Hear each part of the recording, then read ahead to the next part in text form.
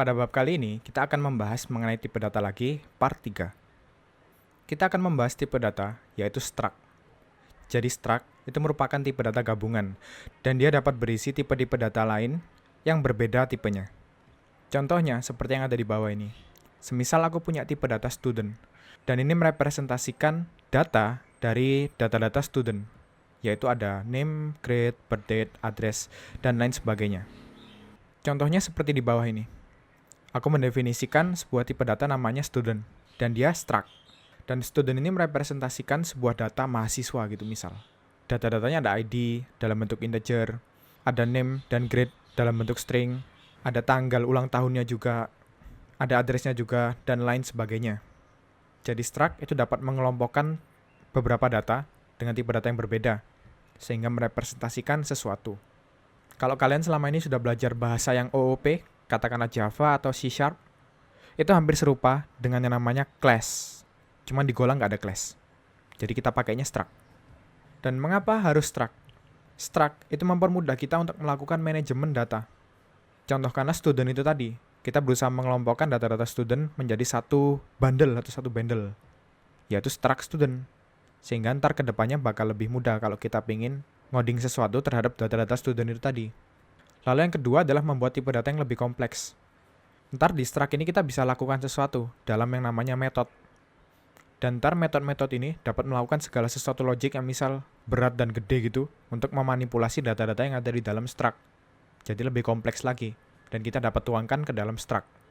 Lalu fungsi yang ketiga adalah mempersingkat argumen.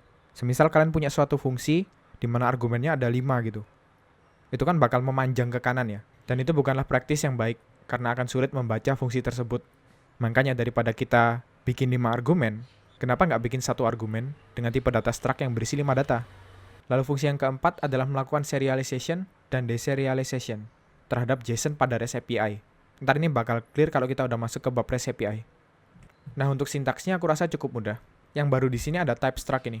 Jadi setiap kali kita pengen buat struct, itu pasti diawali sama type. Ini nih yang hijau. Lalu nama struct-nya apa? Diikuti sama sintaks struct yang merah ini. Dan nanti akan dilanjutkan sama kurung kurawal. Dan di dalamnya bakal ada data-data yang tidak kita gunakan nanti. Dan didefinisikan sebagai berikut. Ada nama datanya, misalkan ID ini yang biru. Lalu ada tipe datanya, yakni integer. Dan nama properti ini sebenarnya nggak ada konvensinya. Tapi konvensinya hanya di huruf awalnya aja. Kalau dia merupakan huruf kapital atau huruf gede, dia dapat diakses oleh pihak luar. Ntar kita demonstrasikan. Kalau hurufnya kecil yang di awal, itu nggak dapat diakses sama pihak luar kecuali sama struct itu sendiri. Nah, cara membuatnya sesimpel ini. Kita tinggal tampung ke dalam suatu variabel dengan tipe data struct-nya itu tadi, lalu diikuti sama struct seperti ini. Ntar kita bakal demonstrasikan biar lebih jelas. Nah, untuk akses data struct-nya bisa pakai titik. Misalkan nama variabel titik atributnya apa gitu. Struct itu kita dapat buat lebih kompleks lagi. Kita bisa pasang struct yang di dalamnya ada struct. Contohkanlah yang di sini nih, yang di kiri.